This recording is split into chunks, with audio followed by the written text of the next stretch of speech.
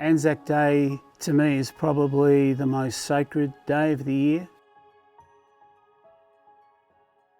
It's a painful time for a lot of diggers to remember those who've served and sacrificed in all wars and have been killed or wounded, and many who come back and are wounded with non-visible wounds today.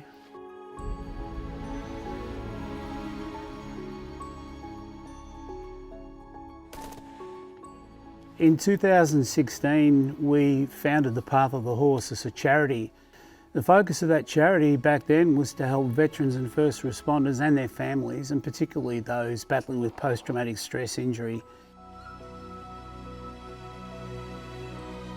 We care about them and we want to know all about them and their life and what's going on for them. And I have some amazing assistants who are masters of calm, and I think it's that calm, getting out of our head, feeling safe for these veterans, that becomes something that might even feel new.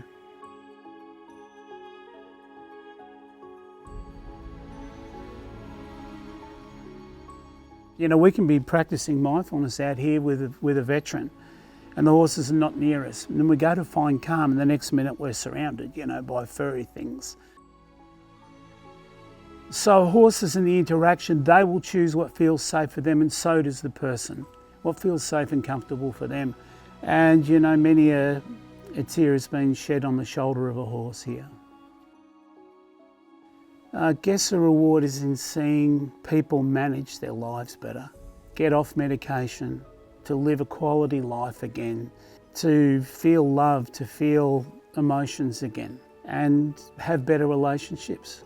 I mean, just like us, each horse is shaped by its lived experience.